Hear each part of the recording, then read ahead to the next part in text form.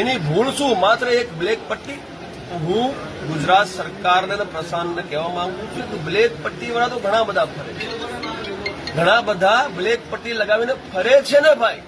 સરકારી કર્મચારીઓ ફરે છે, પોલીસ પ્રશાસનના અધિકારીઓ ફરે છે, પોલીસ પ્રશાસનના કર્મચારીઓ ફરે છે, પોલિટિકલ લોકો પણ ફરે છે. તો પછી આ એક ફોજી સાથે આટલું દુર્વ્યવહાર શા માટે?